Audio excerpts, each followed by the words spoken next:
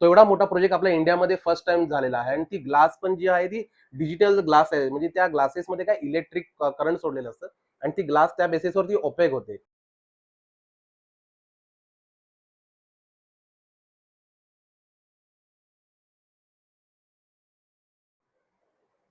नमस्कार, जय शिवराय. मी महेश रमेश चव्हाण.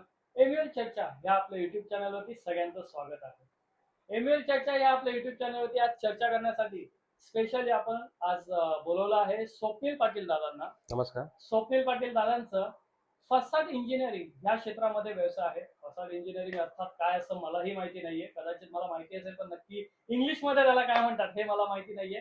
अधिक माहिती आपण जाणून घेऊया दादांकडून. नमस्कार, जय शिवराय. मी स्वप्नील मधुकर पाटील. माझी कंपनी आहे VRV facade engineering private limited. मी ॲज अ तिथे असोसिएट डायरेक्टर वर्क करतो आता. मी गेले 23 वर्ष झाले फसाड इंडस्ट्रीमध्ये आहे आणि गेले 1.5 वर्ष झाला मी माझी फसाडची कंपनी चालू केली ॲज अ कन्सल्टिंग म्हणून. आणि त्यामध्ये आम्ही म्हणजे बऱ्यापैकी प्रोजेक्ट्स आता आम्ही वर्किंग करतोय इंडियामध्ये, ऑलमोस्ट म्हणजे मुंबईमध्ये, हैदराबाद, बँगलोर, कॅलकटा, आम्ही almost all of pan India आता सध्या वर्क करतो आणि त्याच्यानंतर आउट ऑफ आम्ही तसं बांगलादेशमध्ये पण वर्किंग करतोय सध्या. तर आम्ही तिथे सगळ्या प्रोजेक्टचे म्हणजे कन्सल्टन्सी, कमर्शियल, रेसिडेन्शियल, हॉस्पिटलाइज, सगळ्या सगळ्या प्रकारच्या बिल्डिंग्स आपण वर्किंग करतो. फसाड कन्सल्टन्सी म्हणजे कसं असतं की आपण जी फसाड ज्या काचेच्या, आता तुम्ही सगळेजण तिथे बघतायत की ज्या ग्लासच्या बिल्डिंग, काचेच्या बिल्डिंग आहेत, त्याला कन्सल्टिंग आपण कसं करतोय, त्याला आपण कसं इन्स्टॉल करतोय, त्याचं आपण पूर्ण आपलं त्याला रिव्ह्यू करतो आणि त्या बेसिसवरती आपण ती फसाड इन्स्टॉल करून घेतो. त्याला आपण फसाड कन्सल्टन्सी आपण म्हणतो आणि त्याच बेसिसवर आपण वर्क करतो आता. थोडक्यात काय तर फसाड इंजिनिअरिंग ह्या गोष्टी आपल्यालाही माहिती होत्या. आपल्याला माहिती होत्या त्या फक्त काचेच्या बिल्डिंग, पण त्या काचेच्या बिल्डिंग बनवतो कोण, त्या काचेच्या बिल्डिंगचे एवढे सुंदर सुंदर डिझाईन्स करतात तरी कोण, ह्याच्या मागे खरं तर मी सुद्धा कधी विचार केला नव्हता. पण आज स्वप्नील दादांना भेटून मला ह्याविषयी अधिक माहिती जाणून घ्यायची खरंच खूप इच्छा आहे. दादा, हे जे प्रोजेक्ट्स असतात ह्या प्रोजेक्ट्सला नक्की इंडियामध्ये कशी रिक्वायरमेंट आहे? आजच्या घडीला जर म्हणाल तर गेले 10 वर्ष अगोदर तेवढं फसाडमध्ये तेवढे प्रोजेक्ट नव्हते बनत किंवा तेवढी कॉस्टमध्ये आपण फसाड बनत नव्हतं. पण आजच्या घडीला त्याची रिक्वायरमेंट एवढी वाढत चालली, त्यामुळे आपल्याकडे तुम्ही बघाल तर स्कायस्केपर बिल्डिंग्स आपल्याकडे होत्या. ऑलमोस्ट आपल्याकडे 80-90 पर्यंत आता बिल्डिंग जायला लागल्या रेसिडेन्शियल. तर तिथे काय टेक्नॉलॉजी यूज होते, कशी फसाड लावायची असते, तिकडे कसे विंडोज, काय तिकडे कसं असतं की टॉप लेवलला विंड प्रेशर खूप हायर असतात. तर तिथे कसं डेव्हलप करायचे त्या सिस्टम, त्याच्यासाठी आम्ही कन्सल्टिंग प्रोव्हाइड करतो. क्लायंटला सांगतो की आपल्याला इथे ही सिस्टम यूज करणार आहे, आपल्याला इथे प्रत्येकी म्हणजे पूर्ण त्यांना टेक्निकल नॉलेज येतो की जेणेकरून उद्या जर कॉन्ट्रॅक्टर असतात, त्यांनी सपोज ती फसाड तिकडे लावली तर ती बेसिकली तिकडनं उद्या जर हाय विंड प्रेशर आलं तर तिथून खाली पडू नये, त्यासाठी आपण त्यांना टेक्निकली पूर्ण साऊंडली आपण सिस्टम लावतो तिथे. आणि त्यामुळे कसं आहे की आजच्या घडीमध्ये इंडियामध्ये खूप हे झालंय, म्हणाल कसं की पहिल्यांदा तेवढं अवेअरनेस नव्हता की फसाड किंवा कोणीही यायचं आणि फसाड लावायचे.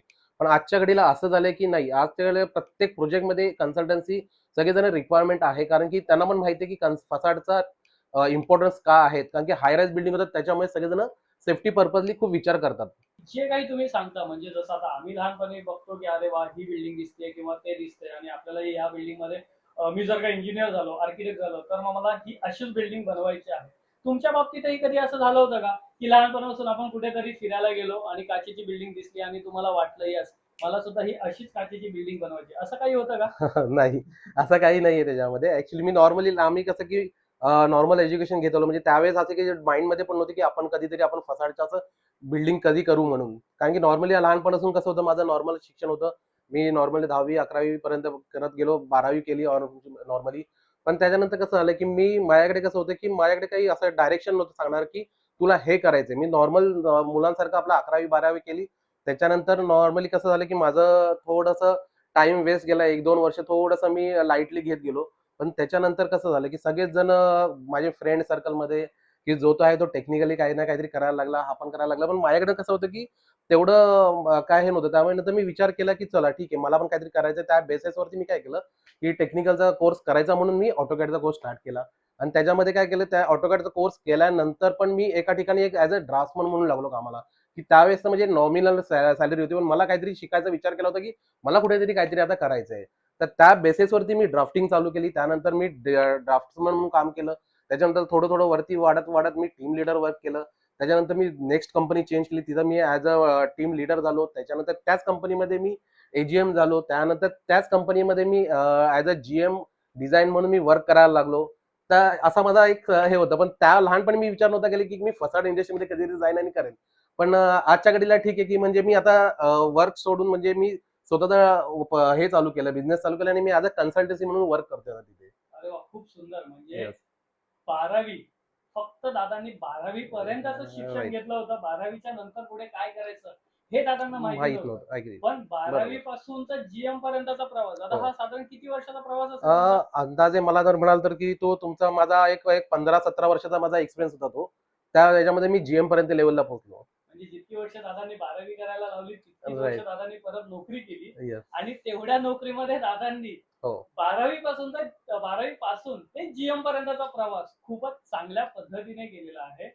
आणि ऍज अ जीएम म्हणून तुम्ही जेव्हा काम केलं हम्म. आणि ह्या इंडस्ट्रीमध्ये जेव्हा काम केलं, तेव्हा तुमच्या अंडर असे काही मोठे प्रोजेक्ट झाले का की जे आम्हाला सुद्धा बघायला किंवा आम्हाला हो. सुद्धा ऐकायला बरं वाटतील, की जे डेफिनेटली. इंटरनॅशनल लेवल असू शकतात हो, किंवा मोठ्या हो. लेवल म्हणजे असू तुम्ही जर शकतात? म्हणाल ना, तर आपल्या इंडियाच्या ह्याच्यामध्ये बऱ्यापैकी सगळ्याच ठिकाणी आजकाल तुम्ही बघता तर बिझनेस हब सगळे असे वर्किंग होतात.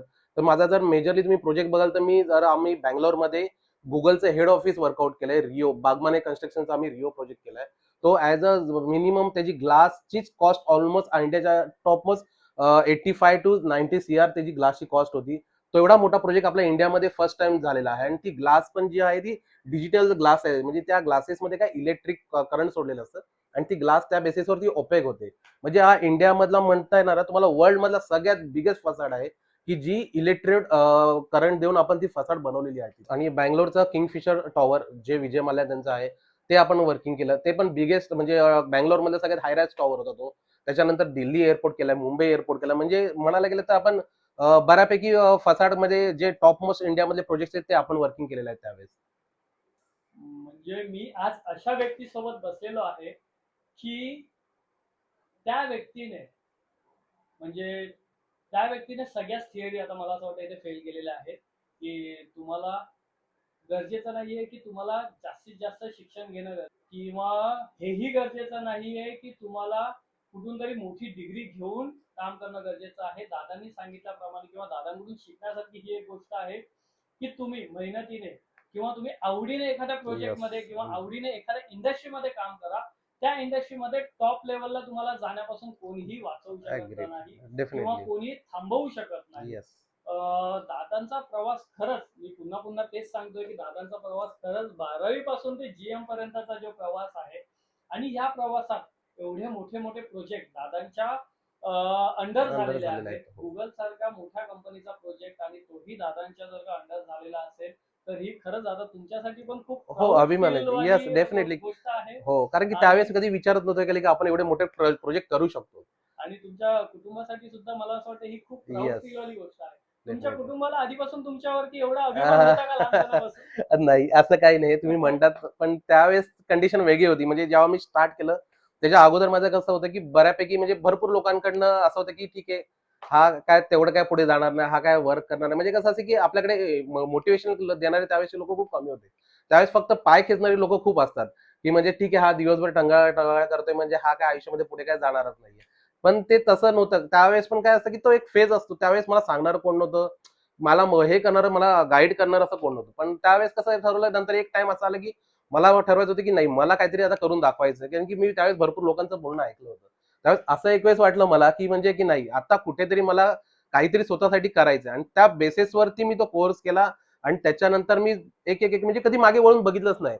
म्हणजे मी माझं वर्क करत राहिलो. म्हणजे कधी म्हणजे ऑफिसमध्ये टायमाकडे कधी बघितलं नाही किंवा म्हणजे मला जे काम येत गेलं, ते मी प्रत्येक काम करत गेलो. म्हणजे मला ड्राफ्ट्समन किंवा डिझाईन व्यतिरिक्त मी भरपूर गोष्टींमध्ये जायचो. म्हणजे तुम्ही म्हणाल की कॉस्टिंग मध्ये पण जायचो मी, साईड याच्यामध्ये पण इन्स्टॉलेशनला पण जायचो. म्हणजे प्रत्येक कोऑर्डिनेशन करायचो. मला कंपनीने जे जी रिस्पॉन्सिबिलिटी दिली ते मी करत गेलो. त्यामुळे मला कसं आहे की मला काहीतरी करायचं त्या बेसिसवरती आणि मला तो खूप विषय आवडत गेला. त्यामुळे मी आज म्हणता येईल की मी आज कुठेतरी ह्या लेवलला आलेलो आहे. मला असं वाटतं. खूपच छान.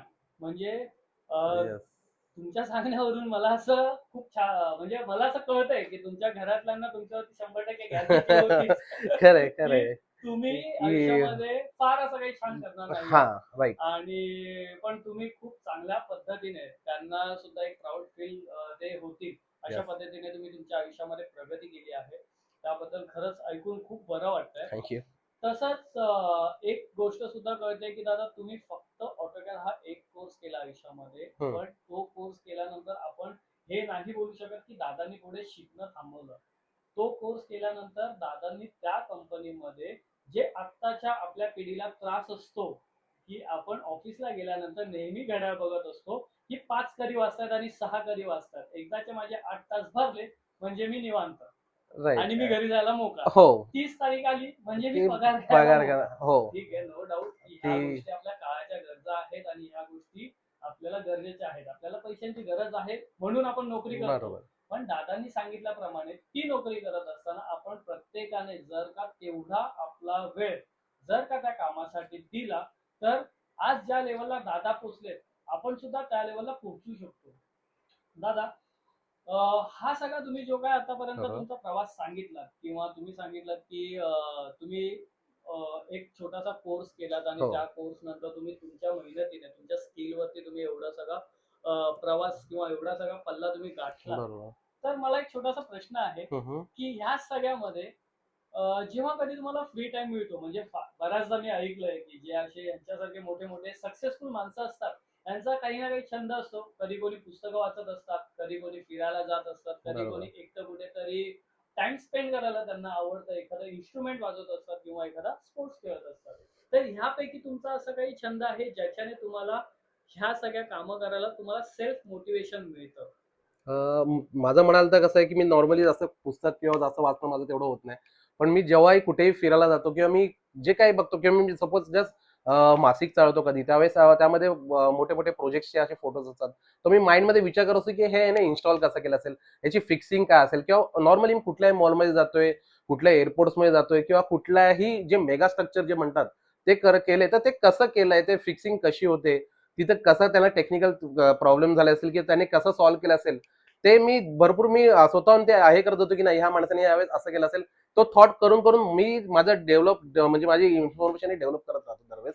त्याच्यामुळे मला म्हणजे आज कसं आहे, की मी म्हणजे तसं तुम्ही म्हणालात तसं मगाशी, पण आता कसं आहे, की त्यावेळेस मी कधीच टाइम म्हणजे म्हणजे आता मी स्वतःहून असं म्हणत नाही, पण मी कधी टाइम म्हणून बघून कधी काम नाही केलं ऑफिसमध्ये. माझं कसं होतं, की सकाळी ऑफिसला गेल्यानंतर मी संध्याकाळ माझी कशी टाइम निघून जातं बिलकुल मला कळायचंच नाही. कारण की आता घरातून रॉबरी फोन यायचे, की "अरे कधी येतोयस, कधी येतोय?" पण मी म्हणायचो, "ठीक आहे, मी येतो." 15 मिनिटं, अर्धा तास, 1 तास असं व्हायचं.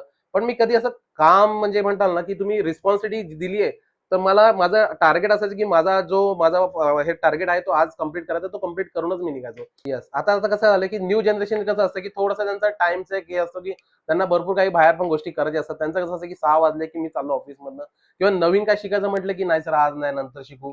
मग त्यामुळे थोडं त्यांनी असं नाही काय करायला पाहिजे, की आजच्या घडीला, की थोडंसं लगनने काम करून काय म्हणजे, की शेवटपर्यंत म्हणजे कसं आहे, की आज मला टार्गेट दिलं तर मला ते अचीव्ह करायचं आणि थोडंसं त्या याने प्रोग्रेस करत गेले ना, तर नक्की त्यांना सक्सेस मिळेल मला तरी असं वाटतं. खूप छान. म्हणजे दादांनी एक खूप छान संदेश सुद्धा दिलेला येस. आहे न्यू जनरेशनसाठी. ऑब्व्हियसली. येस. दादा तुमचं म्हणजे पहिली गोष्ट तर तुमची फील्डच माझ्यासाठी नवीन होती. म्हणजे ती फील्ड मला माहिती होती, पण त्या फील्डला काय म्हणतात हे मला खरंच माहिती नव्हतं. त्याच्यानंतर दादांचा छंदही माझ्यासाठी नवीनच आहे. हो. म्हणजे खरंच आता हा छंद, की एखाद्याला छंद असतो, येस. की खेळणं किंवा फिरणं किंवा गाणी ऐकणं बरोबर. किंवा कुठेतरी वेगळा टाइम स्पेंड करणं. पण हां. दादांचा छंद आणि हो. दादांचा काम, दादांचा व्यवसाय हे सगळ्या गोष्टी एकच आहेत. Yes, yes. म्हणजे मला असं वाटतं दादा थ्री इडियट मधला जो डायलॉग आहे हा तुमच्यासाठी परफेक्टच येस, आहे. नक्की. आणि ही येस. गोष्ट खरंच आपण सगळ्यांनी शिकून घेण्यासारखी आहे, की जी गोष्टीमध्ये आपल्याला करिअर करायचं आहे, उठता बसता त्याच गोष्टीमध्ये कसं आपण आपल्या 24 तासातले जास्तीत जास्त टाइम आपण त्याच्यामध्ये इन्व्हॉल्व्ह होऊ शकतो आणि याच्याने खरंच खूप चांगले रिझल्ट मिळू शकतात. हे तर आपण आपल्या समोर बघतोच आहोत. दादा, एक छोटासा आणि शेवटचा प्रश्न. सांगा. जर का तुम्हाला अशी एक संधी मिळाली, की तुम्हाला आता तुमच्या आयुष्यामध्ये जे काही तुमचं आता वय आहे, बरोबर. त्याच्यामधून अजून 10 वर्ष मागे जाण्याची संधी मिळाली, हं, हं, हं. तर तुम्हाला असं काय करावसं वाटेल, की तुम्हाला असं वाटतं, की जर का त्यावेळेला मी हे केलं असतं, हं. तर आज कदाचित माझं आयुष्य आता मी ज्या लेव्हलला आहे, ह्याच्यापेक्षा अजून कित्येक पटीने चांगलं असतं. अशी एखादी काही गोष्ट? राइट. तुम्ही म्हणता ते बरोबर आहे. ॲक्चुअली काय झालेलं, की मला तर एक तसं करावंसं वाटलं असतं, की त्या 10 वर्ष किंवा 15 वर्ष अगोदर मला कसं होतं की म्हणजे इंडिया बाहेरून म्हणजे जसं ऑस्ट्रेलिया, सिंगापूर तिकडनं भरपूर ऑपॉर्च्युनिटी आल्या होत्या त्यावेळेस.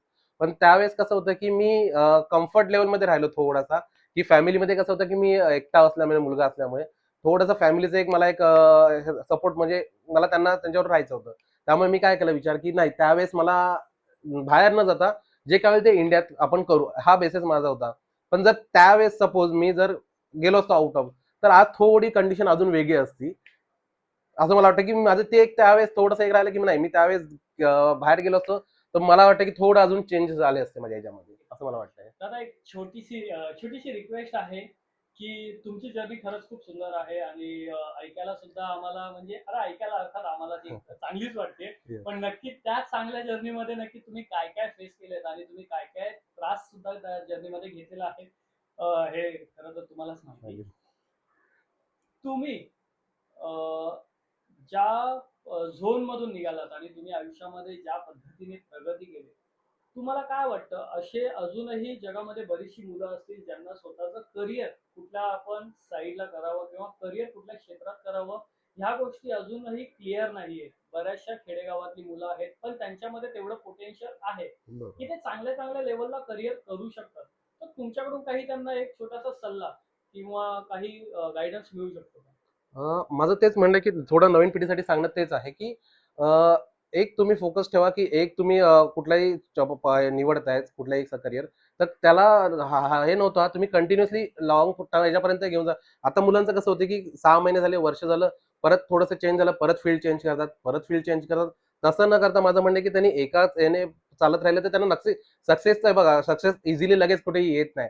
थोडा त्याला टाईम जायला लागतो. तर त्यांनी न हारता कंटिन्युअसली स्टार्ट म्हणजे वर्क करत करत करत त्यांनी सक्सेस हे केलं पाहिजे. माझं असं म्हणणं आहे, की चेंज न करता एकाच पाथवर झालं तर माझ्यासाठी बेटर आहे असं मला वाटतं. जे कोणी आता हा आपला व्हिडिओ बघत आहेत, मी सगळ्यांना एकच विनंती करेन की तुम्ही जर का तुमच्या करिअरवरती जर का कन्फ्यूज असाल, तर हा सल्ला किंवा हे जे दादांनी आता वाक्य सांगितले आहे, त्या वाक्याचं एकदा तुम्ही स्वतःसाठी सुद्धा वापर करून बघा. कदाचित तुम्हाला तुमच्या अडकलेल्या प्रश्नांची सुद्धा उत्तरं नक्कीच मिळतील. त्याच्यामध्ये हो. नक्कीच मिळतील.